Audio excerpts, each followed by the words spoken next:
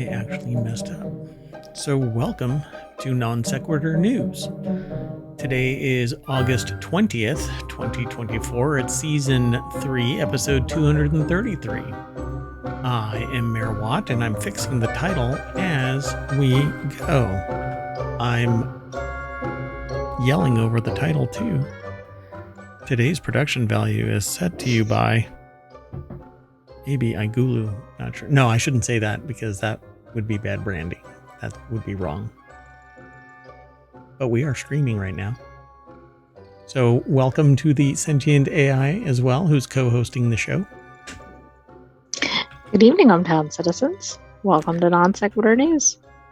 And it is indeed Season 3, Episode 233. And now we're all set, ready to go. Bink. So, yes, it is a quirky beginning, and yeah, it's kind of to go with the music. Anyway, today we're going to be talking about how is this happening in Wyoming, Civilization 7. I'm going to include the pricing in the title, but I'm not going to say them during the intro. A Tesla semi shuts down a freeway. Devs could stop coding soon. A cosmic explosion, and not the Tesla semi. A Disney switches away from beast mode for a bit. No running with scissors in an airport. Pico motion trackers. Tell me how mergers and acquisitions are good, Broadcom. Yeah. Anyway, and that's a pricey footlong. That and more brought to you by ohmtown.com.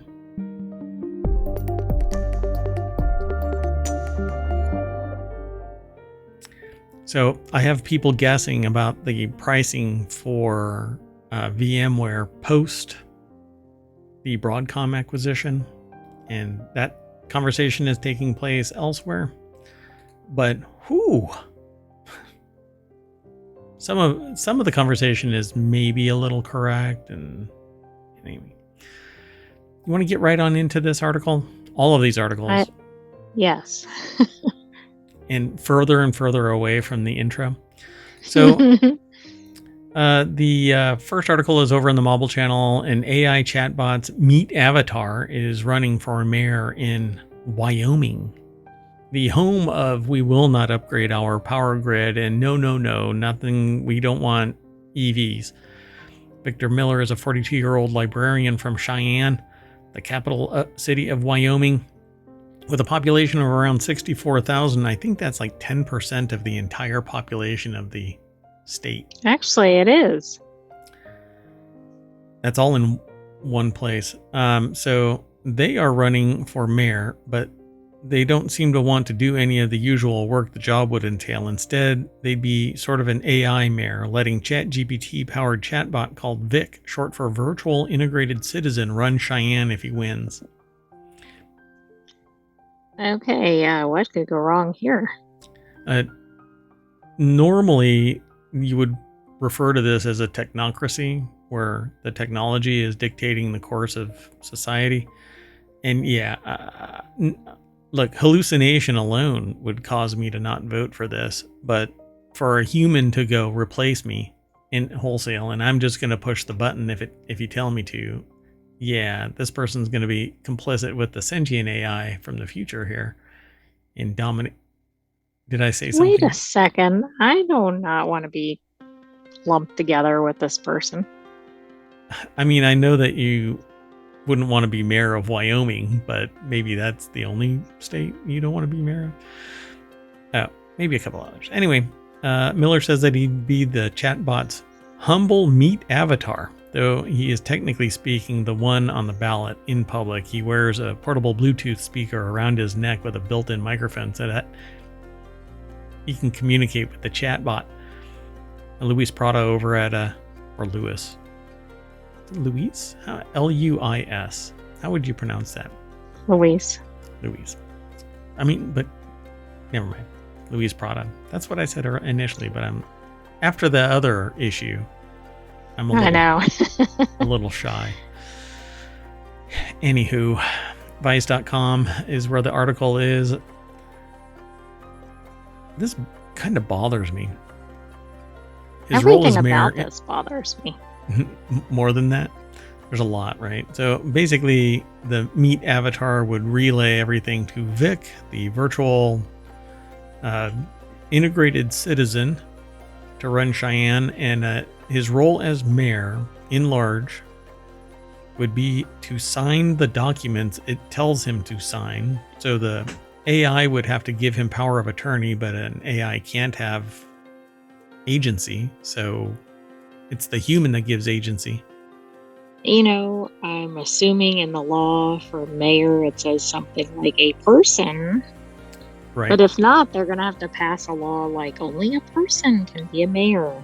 Right. Just like only a person can be assigned rights. And that's kind of what led to Citizens United giving personhood to corporate entities, which then led to, because they used to be quasi entities. Right. Is this really any different, though, than a person getting elected and turning over their responsibilities to somebody else? I don't mean like officially transferring it, but like somebody else is assigning making agency. the decisions or whatever. Yeah. But ultimately, it would be the human. Equally problematic. Yeah, exactly. Yeah. If anything, this is downright treasonous behavior, because they don't, an AI doesn't necessarily have the best interests of the city, the state, the country at stake here. They right.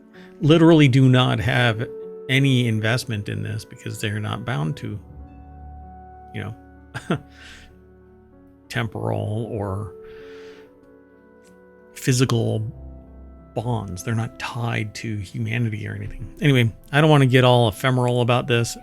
They say it's hard for them to talk about the risks of having an AI mayor, says Arvind Narayanan, a Princeton computer scientist or science professor, quoted in the Great Washington Post story. So in a Great Washington Post story, so about this, apparently, yeah. So this comes from Washington Post, it seems. Maybe there's others that are talking about it. NPR is talking about it. Again, Washington Post. CowboyStateDaily.com is another one that's talking about it. Which we've seen featured before. Denver 7 talking about it. Laramie County, Wyoming.gov has a press release talking about it. Yeah.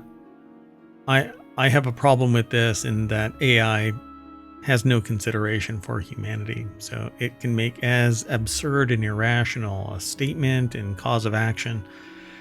And not in the legal sense, cause of action. Well, I mean, it could lead to a cause of action because somebody pushes the button that shuts down all of the oil wells in Wyoming. And boy, you can't have that. No. Yeah, I mean, there's all kinds of things that could go wrong with this. Inconvenience all the way to life-threatening. Yeah, pretty intense. They say that Miller, the person who's running as the meat surrogate, says that it's not a stunt, but maybe sure dumbass. Seems like one. It might be cataloged as dumbass. Okay, let's move on to the next article. Technically, I called this something along I think I titled this initially in the intro as Civilization 7. We're going to talk about Civilization 7. But the real nuts and bolts of this is that I pulled up, Gamescom was today, that first day of Gamescom. And so I was driving away from ohmTown when I got a text saying, hey, Civilization 7 was just announced. So when I got back to the mayoral mansion, I looked up the price, and it starts at $70 and goes all the way up to $130. Wow. So I thought 70 was high as a ceiling. Right. It's the floor? Well, I mean, it's both the ceiling and the floor. I mean, if you were to buy it at $130, you get bonus stuff. And nobody really forces you to spend $130 on a game. Some people have. I'm not going to buy Civilization 7. Probably at all, because $70 is outrageous. They Games better should be have like $40. lifetime playability. Yeah. Oh, right. No, it better make me coffee, wake me up by spooning me in the morning. All kinds of stuff. You know, turn on the shower, make sure that it's the right temperature. I have tennis shoes. It better shine my tennis shoes. All kinds of stuff for $70. Dear God. Anyway, that's the only reason why I even chose this article, because I wanted to rant about the price. But Civilization is apparently going to look pretty good. Leanna Hofer over at IGN.com put the article together, and it says there's nothing quite like the moment right before sitting down to see a new Civilization game for the first time, particularly since this is the longest we've ever had to wait for one. And they're happy to say they came away looking pretty positive outlook on Civilization 7. The historical 4X space has gotten a lot more crowded since Civ 6, and it seems apparent Firaxis has been paying attention to what others dipping their toe into the genre have been doing. That leads us to the biggest single change Civ 7 is introducing. It says, like in 2020's Humankind, you won't be playing a single civilization for your entire campaign. So, the scope of which I don't know what this truly is, but again, there is no way it's going to be worth $70 to $130. I mean, what if it's a forever game? It's forever not going to be played by Mayor Watt. Leaders themselves remain visually consistent throughout the ages. You won't see Hatshepsut in a pantsuit in modern times, for instance, and they're all civilization agnostic. Bonuses synergize well. It says like Hatshepsut's bonuses synergize well and all of that, but basically leaders and their bonuses synergize well with those of their particular civilization. I find it fun to watch other people play a game like this, but I'm not going to get $70 worth of. I mean, fun. you could watch that on YouTube for free, or Twitch. I mean, Twitch and YouTube for free. I mean, but you know, the joy in paying $70 to $130 is in you playing it to its completion, right? Yep. I guess. You know, like running a red light, it's not fun getting just a ticket. You have to make it turn into a felony. Moving on.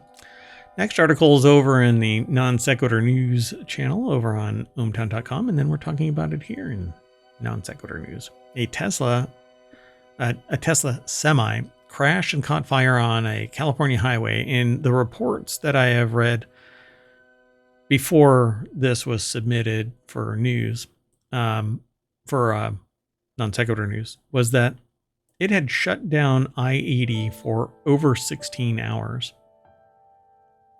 because the fire crews could not beat back the heat, and so it had to burn itself out. Is it because of the battery? Correct. Yep. So it crashed into trees, caught fire off the side of the highway in California early Monday, causing road closures on I-80 for almost 16 hours, is what it says, reported by KCRA3 News. Cal Fire crews headed to the crash near the site of the Nevada border after 3 a.m. local time. They doused the fire with thousands of gallons of water to cool the lithium-ion EV battery packed down to a manageable target of around 100 degrees Fahrenheit. Meanwhile, thousands of gallons of lithium-laden water have run into the environment. Excellent. This is one truck. One truck. Yep. And it will burn until there's no oxygen. And guess where it gets oxygen? Everywhere. So Umar Shakir put the article together for TheVerge.com. I don't know if there's going to be any. This is probably one we need to pay attention to. Electric. So as previously reported by Electric, firefighters doused the Tesla semi with thousands of gallons of water to cool its lithium-ion battery down to 100 degrees Fahrenheit while waiting for the cells to burn out. Around 4 p.m., the crews got the batteries to a safer temperature and began work to move what was left of the semi to Tesla's Gigafactory in Sparks, Nevada. This is why I think that all cars need to be tested. The Cybertruck hasn't been tested. That's why when people slam the door, it falls apart like so much Lego. Yep. And I think it's kind of weird that the town name is called Sparks. Oh, too soon. Apropos, even Watashi as well.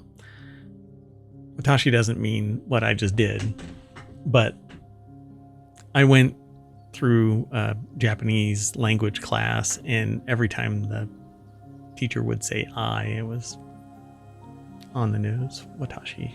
Which makes it look like nose means that. Right. And hence it became canon here in ohmTown. So it's not the first time a big Tesla batteries have caught fire in California. So maybe that's what the problem is. California, move this to Wyoming. You won't have this problem. Company's megawatt. I mean, especially not with a AI mayor, right? Oh, right. Yeah. They'll sit there and be very protectionist and say, no competition for the roads, please. Internal combustion engines and oil tankers only. You don't want a Tesla semi battery megawatt power pack blowing up next to all of that oil, because, ooh, doggy, you're going to have a problem. Anyway, 16-hour backup, and who knows the amount of toxicity in the water that was run off, and all of the toxicity from the lithium-ion fire that was burning, sending toxic smoke into the air. Yeah, the stuff that comes out of these batteries is horrid for you. Moving on. Unless you want to say something about it. You want to say something about it?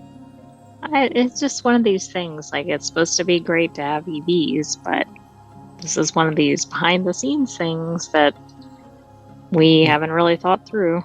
Nope. Not yet. Not yet. Can you imagine if one of these things lit up in a more confined space? No, or what if it hit a second one? Or, I mean, this is one truck in looks like a kind of remote area, but yeah, it's one truck. I mean, if it was in Civilization when this thing went nuke, all of that lithium-ion smoke. Blech. Moving on. We have to. It's the nature of the show. We have to move on, and sometimes they're not connected in any way. Like this one. Even better when they're not. Yeah, true. Yeah, we need a respite.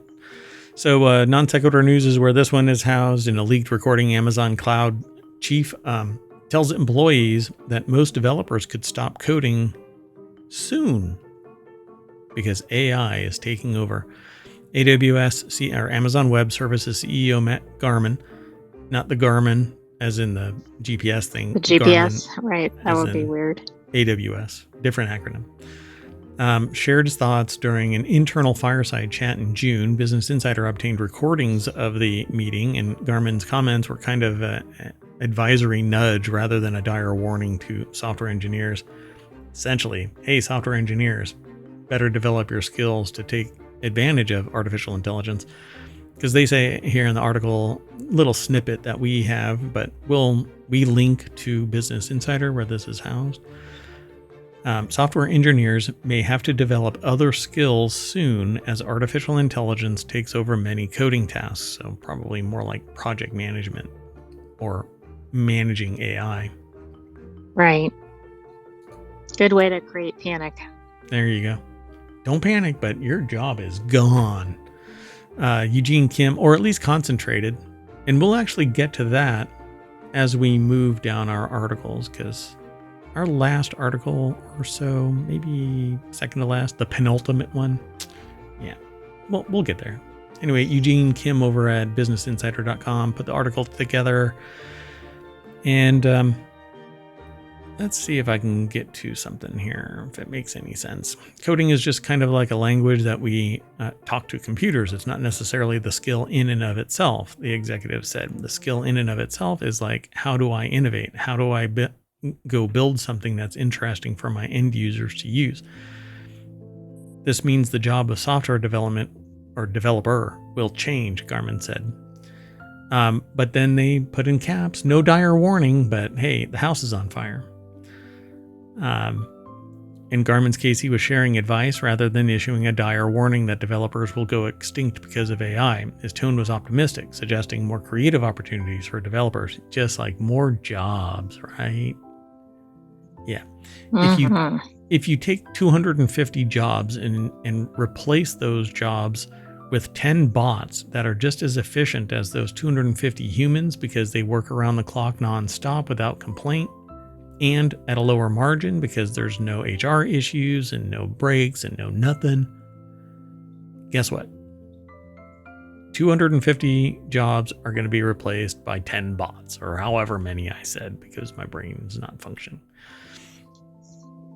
Yeah. We're not going to make new jobs. That's not how it works. Think of us as horses. An AWS spokesperson, Aisha Johnson, told Business Insider that Garmin's comments conveyed opportunities for developers to accomplish more than they do today with new AI tools. All right.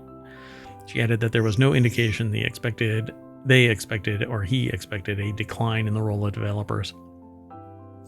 No, everyone is a programmer now. All you have to do is get the AI to write it.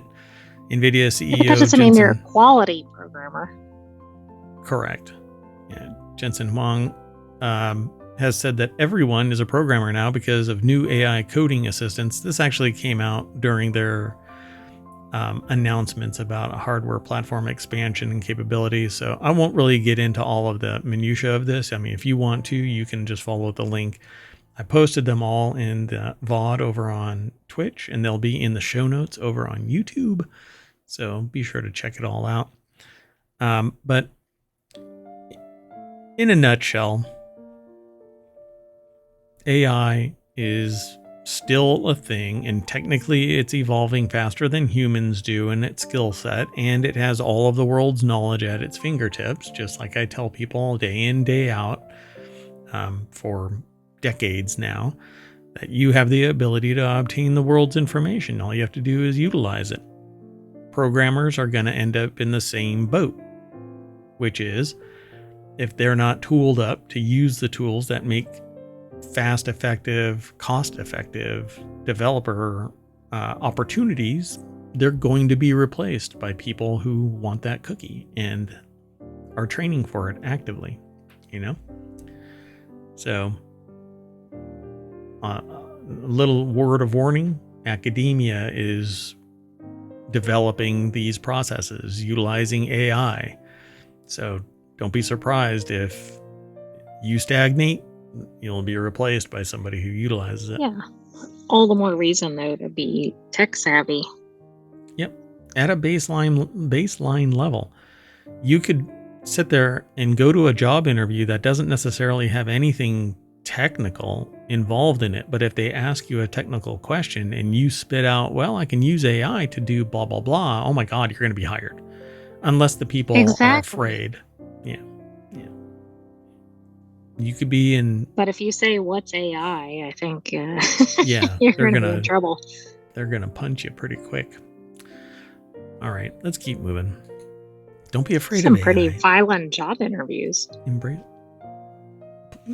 You mean getting punted? Yeah. Yeah. Well, soccer. I've said too much. So over in technology today, and that's football, punt, but there's also punting. I mean, you can never mind. Why we're watching the skies for a once-in-a-lifetime cosmic explosion. NASA personnel, astronomers, and regular sky gazers are watching the skies for the upcoming nova. Joe Hindi over at cnet.com put the article together. The deck statement says what I just got done saying. Ooh, for those in the podcast, we're watching. Oh, that's a cool graphic. A graphic of something going nova and ooh, and then it zoomed in. Everybody be excited. Oh my gosh. Wait. I can't rewind it either. That's horrible. I want to rewind it. Oh, wait. Here we go. Oh, it's not doing it yet. It's taking too long, and now I'm losing the timing. Oh, never mind. I know it was just about to start. So back in February 2016, astronomers spread the news that the star system T Coronea Borealis had entered a phase of unprecedented high activity. 8 years later, that solar activity could result in a nova event large enough to be visible from Earth by your own naked eyes. Cover your eyes. They're naked.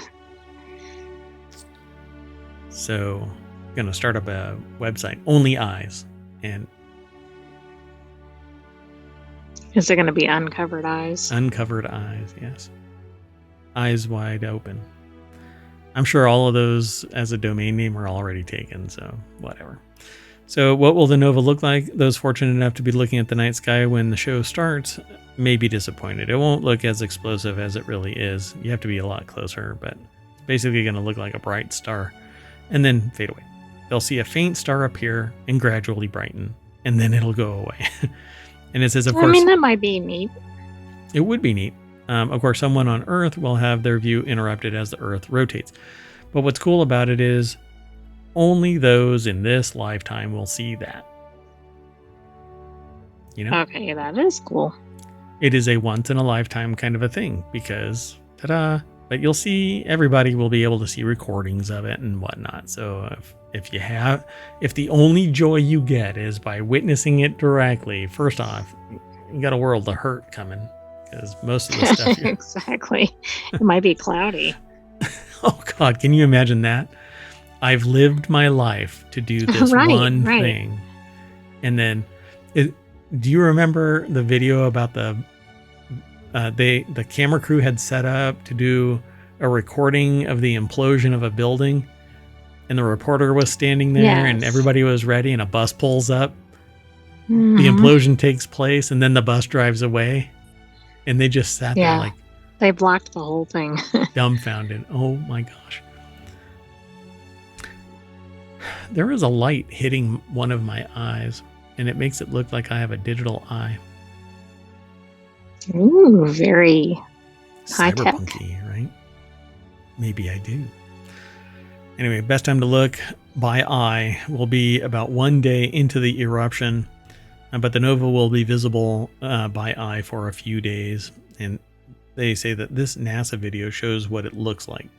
You'll be able to follow that link. I don't think it's going to look like that. We're too far away. I don't think it's going to look as spectacular as in this graphic. Yeah, and the graphic is like this in the accretion disk around a star. There's another something that's going to blow up, and it's going to be bright. Anyway, cosmic light show is courtesy of T Coronea Borealis, also known as the Blaze Star. The Blaze Star, or TCRB, which is, to me, it sounds more like a battery type than. That's why it had the red giant. There's a red giant, and then a white dwarf, and it's a binary star system comprising a white dwarf and an ancient red giant about 3,000 light years away from Earth in the northern crown of the Milky Way. It's part of the Corona Borealis constellation that makes a distinctive C shape in the sky, primarily during the summer months. Oh. Anyway, there's a whole lot more to it. There's been other other nova from the star system. In 1946, it's a cycle that's been going on since it was first discovered more than 800 years ago. And quote, it's a once-in-a-lifetime event that will create a lot of new astronomers out there, giving young people a cosmic event that they can observe for themselves, ask their own questions, and collect their own data, said Rebecca Hunsel, an assistant research scientist at NASA's Goddard Space Flight Center. Quote, again, it'll fuel the next generation of scientists. I agree. There's a whole lot more information over here. So I'm going to encourage you all to go and check it out. Sound good? It does. I wish we could see it like it's showing on this article. Okay, wait. Before I actually do go, I want to... Okay, so when will it occur? They say nobody knows for sure, so you just gotta have to stare up at the sky. Okay, and then you look away for a minute. Right. So... How are you supposed to find it then? Well, I'm going to scroll up and down until we answer all of the questions that might be presented by our random thoughts here in Non Sequitur News. So there is Corona Borealis right next to Arcturus and Hercules. Hercules, Hercules, Hercules. Anyway, if you draw a line between M13 and Arcturus, as one does, about halfway through that line, down a little bit, is Corona Borealis. Of course, if you don't know where those are, it might be tough, but yeah. And it would probably be better for you to just buy an iPad, buy an astronomy app. One of those apps, yes. Like Night Sky or something, and use it to find Corona Borealis, because that's what I'll be doing. I mean, I already have the iPad, but anyway, let's move on. This next article is in Policy Metrics, which is a channel that discusses basically policy, and it evaluates it and discusses it. And sometimes it draws attention to the fact that there's some pretty dipshit policy out there. Like, Disney withdraws arbitration motion in Disney restaurant wrongful death case after bad publicity. They should have done it before the bad publicity, but hey, you know. I agree. I mean, this was so foreseeable. We just talked about this a couple of days ago. Yep. So I was waiting for this. We should have actually been taking some kind of bet. But we don't really bet more than $1 here in ohmTown. But we usually say about 24 hours or something, and it was pretty close. Yeah, it was about 24 to 48 hours, right? And this next one that we've been talking about was about the judge who basically treated a teenage girl as if she was a felony or a felon. And I think that person should probably be punted as well. So reports Philip Marcello of the Associated Press, and they've got a link embedded in their article, and we don't change any of that stuff. This isn't the first time the company has changed course in an arbitration demand after adverse publicity. Really, what they need to do is just go. Is mom going to be pissed by this policy? And if mom's going to be pissed by this policy, just don't use it. Change it. Change it. Just take your policy and show it to mom. Mom, we wrote this policy on a napkin. Can you? I mean, who made the decision here to apply the streaming trial to somebody's death? Wells Fargo had actually won a motion to send a case to arbitration arising out of its unauthorized account scandal back in 2016 before settling its class action for more than $100 million. It's pretty clear that businesses understand that arbitration clauses are seen as unfair and will insist on them only when they can do so without public attention, which is another argument against arbitration clauses. It's revealing when businesses take one course, I guess. So the article is over at Public Citizen or citizen.org. And none of this makes any sense. Because like I said, if you were to sit there and say out loud to another human being, let's say your mom, hey, I've got this policy, and the policy says that I can apply it pretty much anywhere. But here's the context. A person died. Don't even have to give anything else. But we want to invalidate any of their claims. You get laughing out loud in response. Yeah. If they understood what you were saying. Yep. So it's revealing when businesses take one course in public and opposite course in private. as Justice Brandeis famously said, sunlight is the best of disinfectants, because they finish this article. It's a very brief article because they really are pointing you to the Associated Press article. But they end this entire paragraph with arbitration thrives in the shadows. And that's a riff off of something that I say. Well, not a direct, they don't know what I say. I'm sure Public Citizen doesn't know who Mayor Watt is, but I say abuse happens in the dark. Other places have said things like democracy dies in the dark and other things. But in the dark, when nobody knows what's going on, abuse happens. People get away with shit because nobody is looking. Now, you can have the flip side, which is abusive as well. Dystopian monitoring and damn near oppressive nanny state kind of processing of everything that you can possibly do. But one is looking out for your well-being, and one is trying to take advantage of you, abuse you, harm you to their own unethical benefit. So I'm glad that they're backing off of this. But for crying out loud, nobody should have filed that arbitration clause at all. No. They probably went through multiple people before that happened. Right. Yeah. And some partner in a law firm somewhere or in-house counsel should have said, this is probably going to turn into a Streisand effect. But no press is bad press. Moving on. Somebody was running away with scissors or something like that because scissors went missing and an entire airport was shut down. Missing pair of scissors brought an international airport in Japan to a standstill last Saturday.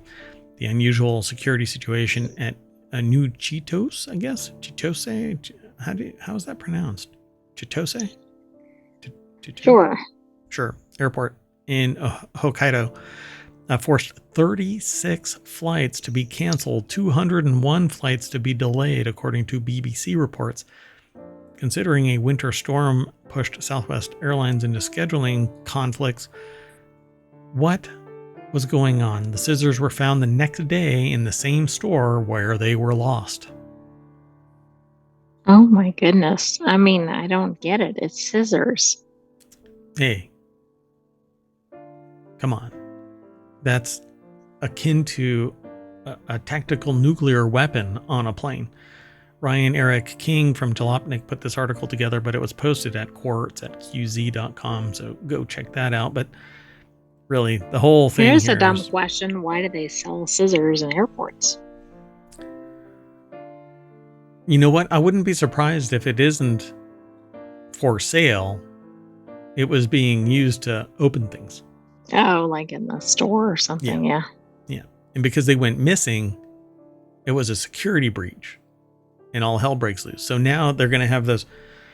They're going to have it tied to like a tire wheel, right? Like the hub. Oh, right. Like when they have a bathroom key attached to something that weighs 10 pounds. Yeah, but it's going to be an airline tire, like one that falls off a Boeing. We found it out on the tarmac, so we attached it to the pair of scissors. Nice. Anyway. The scissors went missing from a store past the terminal security checkpoint, according to 1 mile at a time, which maybe we want to pay attention to that sometime. As a result, authorities forced every passenger to go back through security again in an attempt to find the implement. The second screening was lengthy and tedious as everyone filed through the checkpoint at once. However, the scissors weren't found and the airport resumed operations 2 hours later. Wow.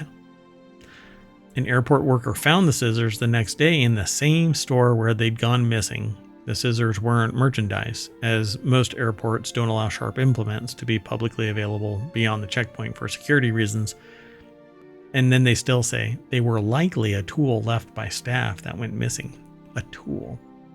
Would you feel bad if you worked there and had moved the scissors in the store and caused multiple flights to be canceled and all this? I don't know what I would think, man. Can you imagine that though? So who lost the scissors? Everybody's pointing at everybody else. Exactly. You're all I mean, fired. that's a little different than some sort of small wrinkle. Yeah. That's affecting worldwide air traffic. Oh yeah, the knock-on effect to other airlines and stuff like that. Oh God, Right. pretty wild. All right, let's move on. I'm excited for this one, but it's only in China right now. So Pico motion trackers add leg tracking and use a clever calibration technique. That clever calibration technique is actually 12 infrared LEDs on each Pico motion tracker. It says like Sony's Mocopi or Mocopi or something like that. I think it's called Mocopi. Each Pico motion tracker features an inertial measurement unit or an IMU containing a tiny accelerometer and a gyroscope, but unlike other IMUs, the Pico motion trackers feature 12 infrared LEDs each that are tracked by the headset for two purposes. So let's go right on over to Upload VR. David Henney at Upload VR put the article together. And so I have the Pico 4s. The Pico 4 Ultras are coming out the same time these drop. The piece of hardware has two things going for it. It says, firstly, they're used to enable rapid initial calibration. That's the LEDs, where you simply stand still and look down. And then from then on, they're used to provide 6 degrees of freedom positional tracking wherever or whenever a tracker is within view of one of the headset's tracking cameras. When they're not in view of the cameras, the IMU is fed into a skeletal model to produce plausible but imperfect estimated leg poses based on the relative rotations and forces of each tracker. They say it's an interesting hybrid approach that they haven't seen used for leg tracking before. Essentially, and they kind of give a demonstration. You look down, it starts tracking, and then from that point on, it has inertial data that's being sent. But then every once in a while, if you have to look down or come within range of the sensors seeing those trackers or the LEDs, it sorry for hitting the mic. It recalibrates real quick and recenters, not really recenters, but it repositions itself so it's back on target. ByteDance, the company that makes it, ByteDance, claims an average position error of 5 centimeters, which is about an inch. An average angle of error as low as 6 degrees and an accuracy of not less than 98% for stepping action judgment and restoration with a latency of less than 20 milliseconds. That sounds really good. You'd definitely actually, can you 5 scroll centimeters up or down? It just keeps repeating the same video. Yeah, you don't want to just keep looking at the same thing over and over again. Anyway, 5 centimeters is actually 2 inches for some reason. Yeah, like 2.5 is 1 inch. For whatever reason, my brain just said, Anyway, each tracker weighs 27 grams, offers a claimed 25 hours of battery life, can be charged via USB-C. Anything not using USB-C is probably something that should be thrown into a fire pit. A little old school. Yeah. And the Pico motion trackers are going to be available for pre-order for about $60, but it's in China. They're going to be shipping September 2nd, which is the same time the Pico 4 Ultra headset is going to launch. And that has added features, but won't talk about that kind of stuff until Reality Hacker, probably. And they're supposed to support natively VR chat and connect a Pico Connect PC VR streaming app, which you basically use to connect your PC to the Pico for wireless communications. I use something else. Sounds really neat. Yeah, I like that.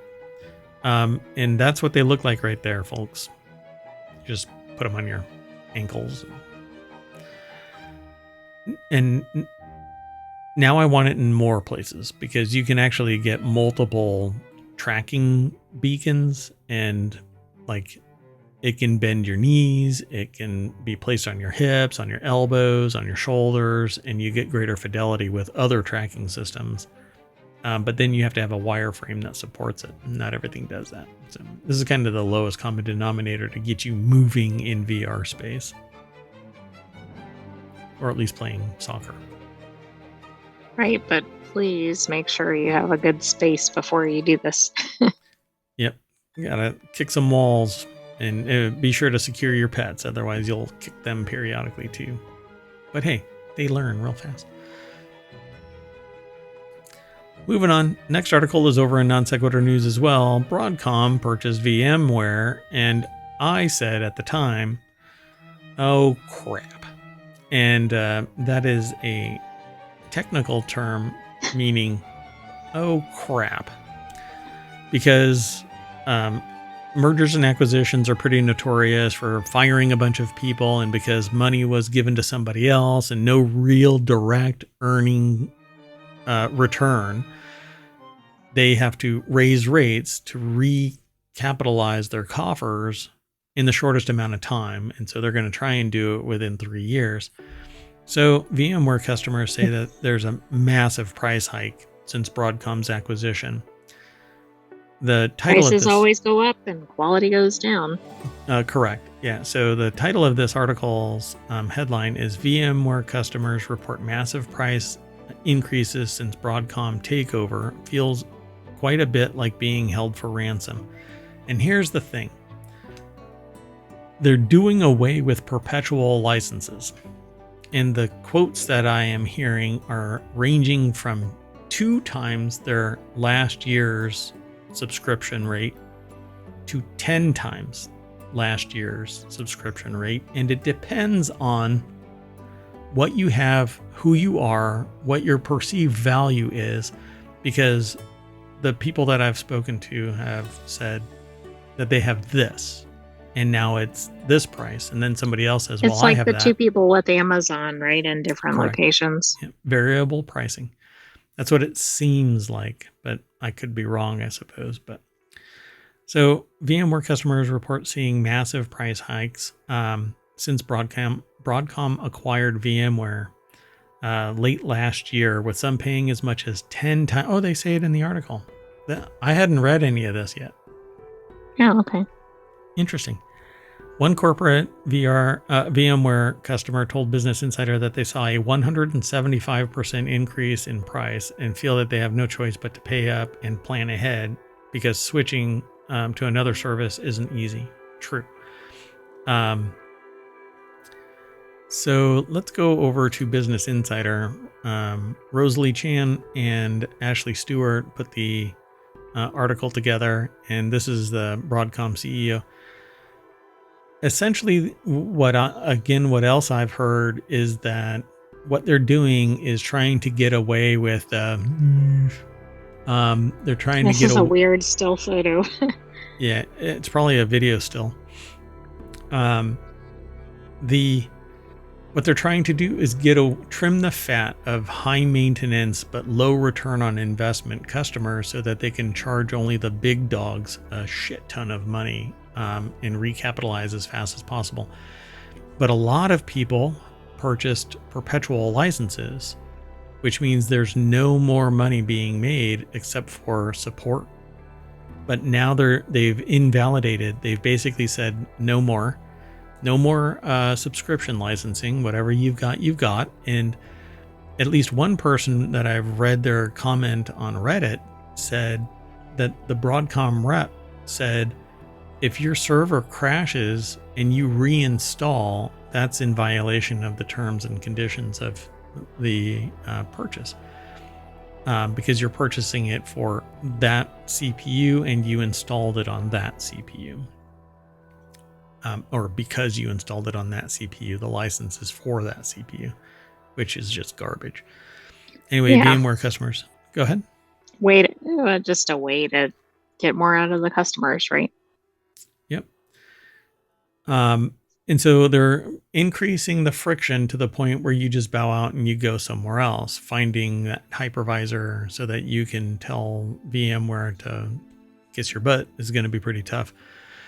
by the way, they've also killed the academic licensing, so you can't even use it in an academic lab at a reasonable rate. In fact, Wow. that has changed several times over the years. But Microsoft did similar stuff with other tools that it offered as well. Because now Broadcom Yeah, but it can doesn't make it okay just because other companies have done it. No, not at all. No. So Dave Russell, Senior Vice President and Head of Strategy at Veeam, said that his company saw a 300% price increase in VMware products it's using. That's in line with what he's heard from customers, some of whom have reported even higher prices. Correct. I've seen and read and heard from others. So Hinckley said CloudBot's customers have seen VMware price increases ranging from 140 to 600%. Now, percentages are kind of a bitch because, raising $100 to $140, 40% increase, but we're not talking about $100. We're talking about thousands of dollars. So these are even more exorbitant. Yeah. So that's hard to have such a high percentage on a high value to begin with. Correct. Yep. So one executive even told them that they saw a 10-fold price increase. And CloudBolt surveyed 300 IT decision makers in May and found that 73% of them expected a price hike of at least 100% from Broadcom after the acquisition of VMware.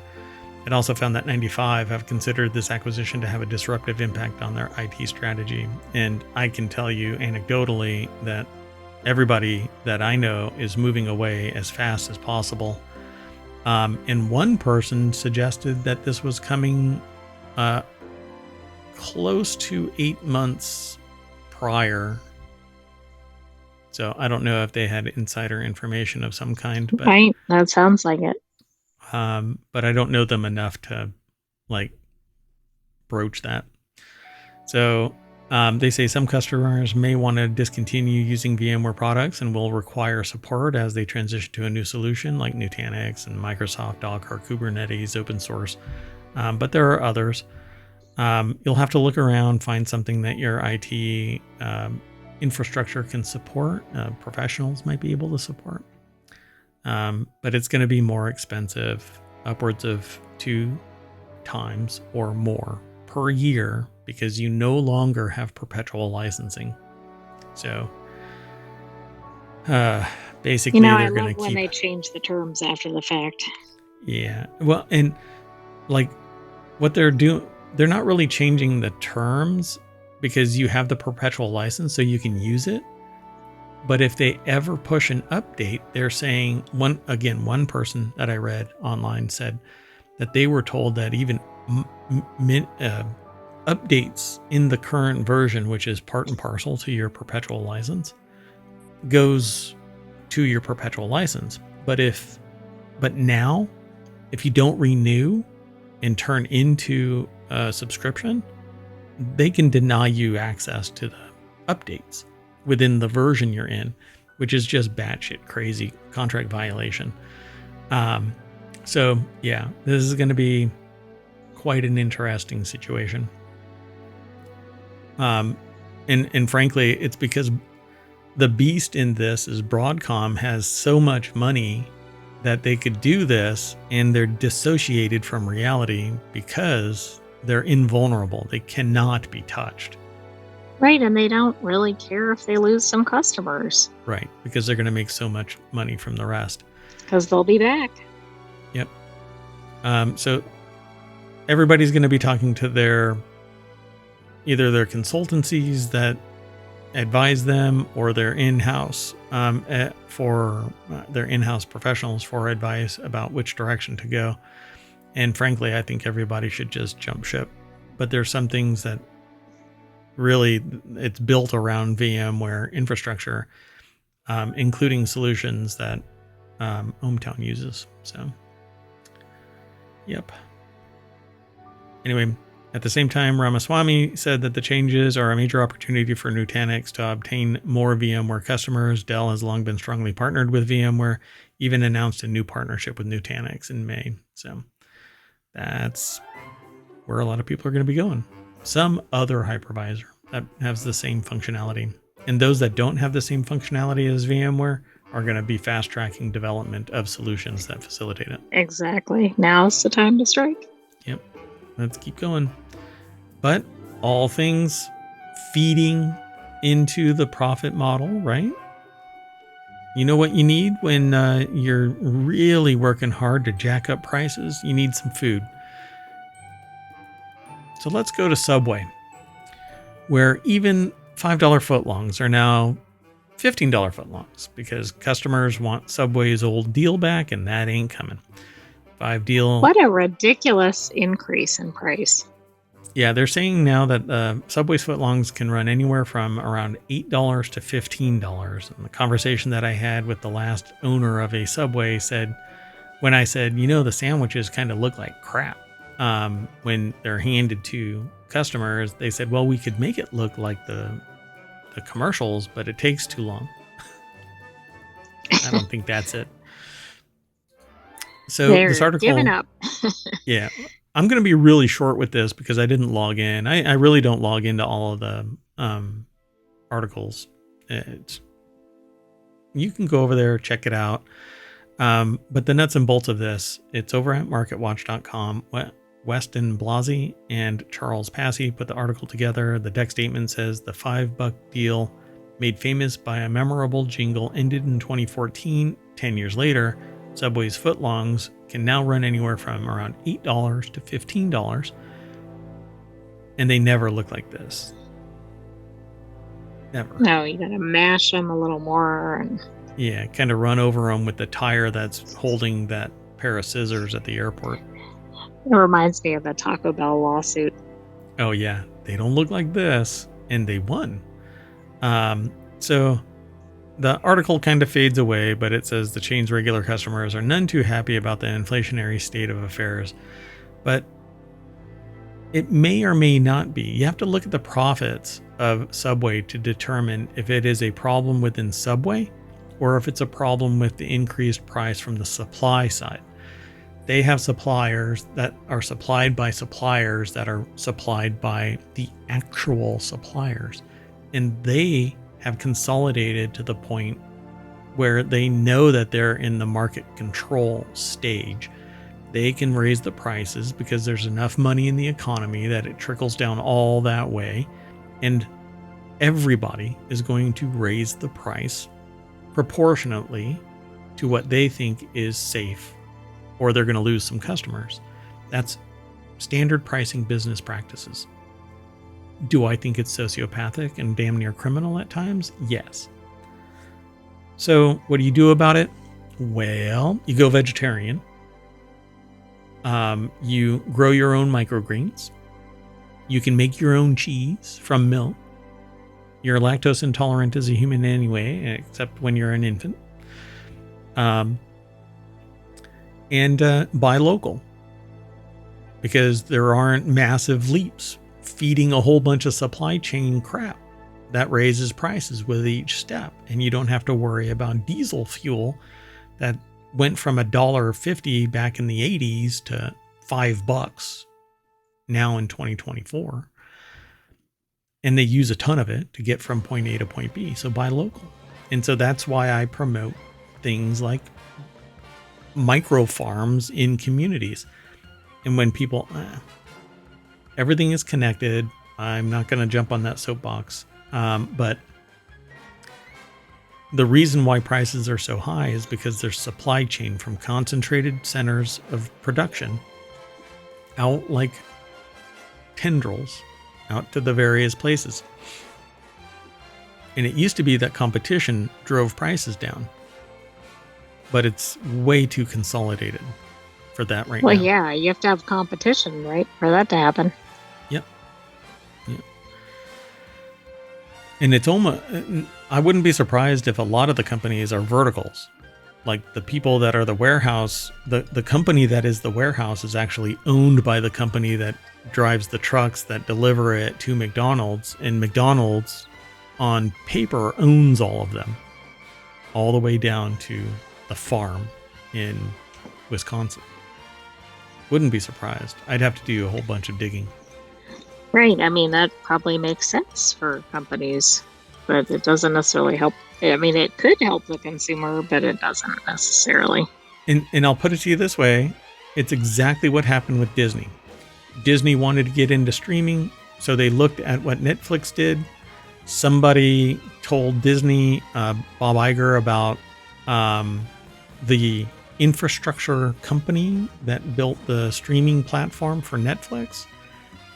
Disney became a lower level investor, and then a minority investor, and then a majority investor, and then bought it, and now it's Disney Plus. So, anyway, mergers and acquisitions. Pretty soon, we're going to have to pick a side. Which corporation do you want to be protected by? Well, how many are going to be left? Yeah, Taco Bell, baby. All right, so that is the end of Non Sequitur News. Want to thank everybody who's hanging out in chat and hanging over on YouTube and downloading the podcast and going over to the Discord. And on Twitch. And Twitch and YouTube's and Patreon and TikTok and Twitch. Did I say Twitch already? Okay, anyway. Well, no, you didn't. I'm Mayor Watt. Production value is at an all-time low right now. Oh, here. I'll give a hint about the upcoming show. Hey, look. It involves... Look at that. Wow. Shh, don't tell anyone. I'm Mayor Watt. That's the sentient AI from the future saying whatever they want to say. Good night, hometown citizens. Thanks for joining us for Non Sequitur News. Stay tuned for another episode tomorrow.